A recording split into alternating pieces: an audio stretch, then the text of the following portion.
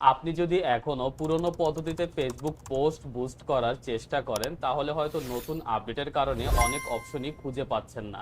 আজকের ভিডিওতে আমি আপনাকে দেখাবো 2026 সালে ফেসবুকের নতুন আপডেটের পরে সঠিকভাবে একটি ফেসবুক পোস্ট কিভাবে বুস্ট করবেন, কোন সেটিংস গুলো ব্যবহার করবেন এবং কি করলে আপনার টাকার সর্বোচ্চ ফলাফল পাবেন সেগুলো। তাই ভিডিওটি শেষ পর্যন্ত দেখুন, কারণ ভিডিওর শেষে আমি একটি টিপস শেয়ার করব যা অনেকেই জানেন না। আসসালামু আলাইকুম, আমি ফয়সাল প্রধান। আপনি যদি Facebook marketing, AI powered digital marketing এবং অনলাইন বিজনেস করে থাকেন তাহলে চ্যানেলটি অবশ্যই সাবস্ক্রাইব করে রাখুন। চলুন আর দেরি না করে শুরু করা যাক। এখন যে পোস্টটি বুস্ট করতে চান সেই পোস্টের নিচে থাকা বুস্ট পোস্ট বাটনে ক্লিক করুন। যদি এই বাটনটি না দেখেন তাহলে নিশ্চিত করুন আপনি পেজ অ্যাডমিন আছেন, আপনার পেজে কোনো রেস্ট্রিকশন নেই, মেটা অ্যাকাউন্ট সঠিকভাবে কানেক্ট করা আছে।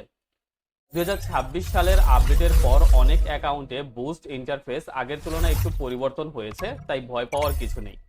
এখন আসবে সবচেয়ে গুরুত্বপূর্ণ অংশ, ক্যাম্পেইন গোল নির্বাচন।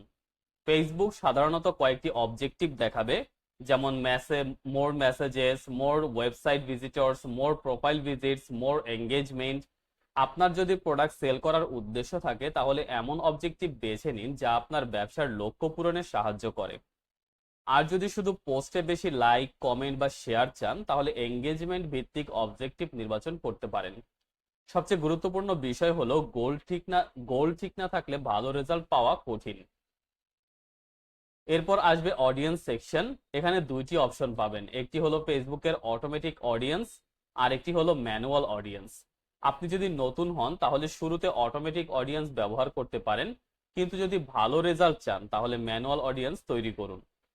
এখানে লোকেশন, এজ, জেন্ডার এবং ইন্টারেস্ট সঠিকভাবে নির্বাচন করুন, কারণ সঠিক মানুষের কাছে বিজ্ঞাপন পৌঁছাতে পারলে একই বাজেটে আরো ভালো ফলাফল পাওয়া সম্ভব। এখন বাজেট এবং ডিউরেশন সেট করুন। যদি টেস্ট করতে চান তাহলে ছোট বাজেট দিয়েই শুরু করুন, একসাথে অনেক টাকা খরচ করার দরকার নেই।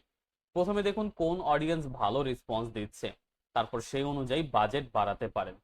এছাড়াও পেমেন্ট মেথড আগে থেকেই অ্যাড করে রাখুন যাতে বুস্ট করার সময় কোনো সমস্যা না হয়। আর যদি পেমেন্ট মেথড কিভাবে অ্যাড করতে হয় না জেনে থাকেন তাহলে আমার আরেকটি ভিডিও করা আছে এই টপিকের উপরে, আমি সেটার লিংক ডিসক্রিপশনে দিয়ে রাখবো। সবকিছু ঠিক থাকলে বুস্ট নাও বাটনে ক্লিক করুন। এরপর ফেসবুক আপনার অ্যাড রিভিউ করবে। সাধারণত কিছু সময়ের মধ্যেই অ্যাপ্রুভাল হয়ে যায় যদি পলিসি অনুযায়ী সবকিছু ঠিক থাকে। এখন একটি গুরুত্বপূর্ণ টিপ, অনেকেই শুধু পোস্ট বুস্ট করেন কিন্তু পরে রেজাল্ট অ্যানালাইজ করেন না।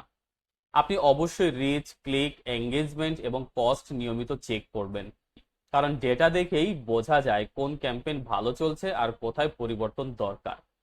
এভাবেই ধীরে ধীরে আপনি কম খরচে আরো ভালো ফলাফল পেতে পারেন।